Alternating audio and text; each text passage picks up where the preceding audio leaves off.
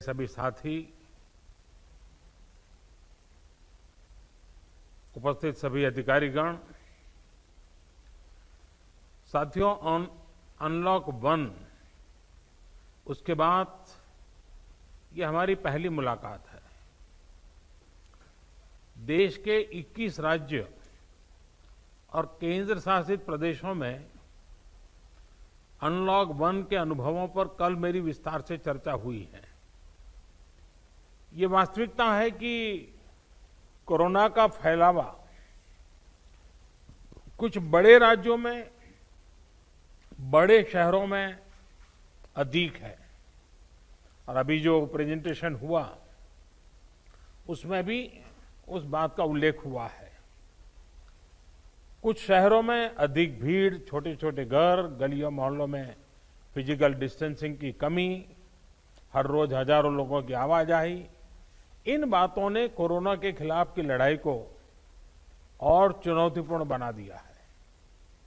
फिर भी हर देशवासी के संयम, अनेक जगहों पर प्रशासन की तत्परता और हमारे कोरोना योद्धाओं के समर्पण की वजह से हमने हालात को नियंत्रण से बाहर नहीं जाने दिया है। समय पर ट्रेसिंग, ट्रीटमेंट और रिपोर्टिंग, उसके कारण हमारे यहां संक्रमण से रिकवर होने वालों की संख्या लगातार बढ़ रही है। ये राहत की बात है कि आईसीयू और वेंटिलेटर केयर की जरूरत भी बहुत कम मरीजों को पड़ रही है। समय पर उठाए गए सही कदमों के कारण हम सभी इस बड़े खतरे का मुकाबला कर पाए हैं। लॉकडाउन के दौरान देश की जनता ने जो अनुशासन दिखाया है, उसने वायरस की एक्सपोनेंशियल ग्रोथ को रोका है। चाहे इलाज की व्यवस्था हो, हेल्थ इंफ्रास्ट्रक्चर हो, ट्रेन मैन पावर हो, आज हम कहीं ज्यादा संभली हुई स्थिति में है। आप भी इससे परिचित है कि सिर्फ 3 महीने पहले पीपीई के लिए, डायग्नोस्टिक किट्स के लिए सिर्फ भारत में ही नहीं, दुनिया के अनेक देशों में हाहाकार मचा हुआ था। भारत में भी बहुत लिमिटेड स्टॉक था, क्योंकि हम पूरी तरह से इंपोर्ट पर डिपेंडेंट थे। आज स्थिति यह है कि पूरे देश में 1 करोड़ से अधिक पीपीई और इतने ही N95 मास्क राज्यों तक पहुंच चुके हैं।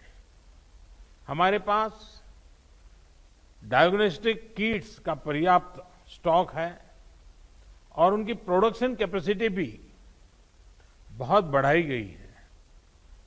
अब तो पीएम केयर्स फंड के तहत भारत में ही बने वेंटिलेटर्स की सप्लाई भी शुरू हो चुकी है। आज पूरे देश में कोरोना की 900 से ज्यादा टेस्टिंग लैब है, लाखों कोविड स्पेशल बेड है, हमारे क्वारंटीन और आइसोलेशन सेंटर्स हैं और पेशेंट्स की सुविधा के लिए पर्याप्त ऑक्सीजन की सप्लाई भी है। लॉकडाउन के दौरान लाखों की संख्या में ह्यूमन रिसोर्स को ट्रेन किया गया है। सबसे बड़ी बात, आज देश का हर नागरिक इस वायरस के प्रति पहले से ज्यादा सचेत हुआ है, जागरूक हुआ है। ये सब कुछ राज्य सरकारों के सहयोग से, स्थानीय प्रशासन के दिन रात काम करने की वजह से ही संभव हो पाया है। साथियों, कोरोना के खिलाफ लड़ाई में जीत का विश्वास दिलाने वाली इन बातों के बीच हमें health infrastructure, information systems, emotional support और पब्लिक पार्टिसिपेशन इसी तरह निरंतर बल देना होगा। साथियों, कोरोना के बढ़ते हुए मरीजों की संख्या को देखते हुए हेल्थ इंफ्रास्ट्रक्चर का विस्तार करना, हर जीवन को बचाना हमारी सर्वोच्च प्राथमिकता होनी चाहिए। ये तभी होगा जब कोरोना के प्रत्येक मरीज को उचित इलाज मिलेगा। इसके लिए हमें टेस्टिंग पर और अधिक बल देना है ताकि संक्रमित व्यक्ति को हम जल्द से जल्द ट्रेस और ट्रैक और आइसोलेट कर सकें। हमें इस बात का भी ध्यान रखना है कि हमारी अभी की जो एग्जिस्टिंग टेस्टिंग कैपेसिटी है उसका पूरा इस्तेमाल हो और निरंतर उसको एक्सपांड भी किया जाए। साथियों, बीते 2-3 महीने में काफी संख्या में क्वारंटीन और आइसोलेशन सेंटर का निर्माण हुआ है।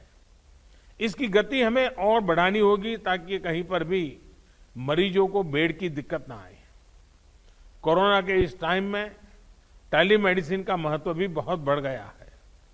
चाहे वो होम क्वारंटाइन या आइसोलेशन में रह रहे साथी हो या फिर दूसरी बीमारियों से पीड़ित हो, सभी को टेलीमेडिसिन का भी लाभ मिले, इसके लिए हमें अपने प्रयास बढ़ाने होंगे।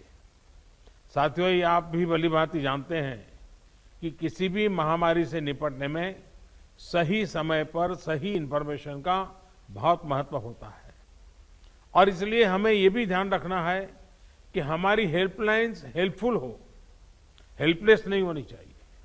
जैसे हमारी मेडिकल और पैरामेडिकल स्टाफ हॉस्पिटल में कोरोना से जंग लड़ रहे हैं, वैसे ही हमें सीनियर डॉक्टर्स की बड़ी टीमें तैयार करनी होगी जो टेलीमेडिसिन के माध्यम से बीमारों को गाइड कर सके, उन्हें सही इंफॉर्मेशन दे सके। इसके अलावा हमें यंग वॉलंटियर्स की फौज भी जुटानी होगी जो पब्लिक के लिए प्रभावी रूप से हेल्पलाइन चला सके। जिन राज्यों में आरोग्य सेतु ऐप ज्यादा डाउनलोड हुआ है वहां बहुत ही सकारात्मक परिणाम भी मिले हैं। हमें लगातार कोशिश करनी है कि आरोग्य सेतु ऐप की रीच बढ़े, ज्यादा से ज्यादा लोग उसे डाउनलोड करें और समय समय पर अपग्रेड करें। हमें यह भी ध्यान रखना है कि अब देश में धीरे धीरे मानसून आगे बढ़ रहा है। इस सीजन में जो स्वास्थ्य से जुड़ी समस्या रहती है उनसे निपटना भी बहुत जरूरी है, वरना वो बहुत बड़ी चुनौती बन सकती है। साथियों, कोरोना के खिलाफ इस लड़ाई का एक इमोशनल पहलू भी है। संक्रमण के डर से, इससे पैदा हुए स्टिग्मा से हम अपने नागरिकों को कैसे बाहर निकालें, इसके लिए भी हमें प्रयास करना है। हमें अपने लोगों को ये विश्वास दिलाना है कि कोरोना को परास्त करने वालों की संख्या बहुत ज्यादा है और ये तेजी से ज्यादा लोग रिकवर भी हो रहे हैं, संख्या बढ़ रही है। इसलिए किसी को कोरोना हो भी गया है तो वो घबराए नहीं। जो हमारे कोरोना वॉरियर्स हैं, हमारे डॉक्टर्स हैं, दूसरे हेल्थ वर्कर्स हैं, उनके लिए भी जरूरी सुविधाओं को सुनिश्चित करना हमारी प्राथमिकता में होना चाहिए। उनकी हर स्तर पर देखरेख करना ये हम सभी का, पूरे राष्ट्र का दायित्व है। साथियों, कोरोना के खिलाफ लड़ाई में समाज के कई तबकों ने, हर क्षेत्र से जुड़े लोगों ने, सिविल सोसाइटी के लोगों ने हमें निरंतर प्रोत्साहित करते रहना चाहिए। जन भागीदारी इस लड़ाई में बहुत आवश्यक है और अब तक जो जन नागरिकों की तरफ से सेवा मिली है उनकी भूमिका बड़ी प्रशंसनीय रही है।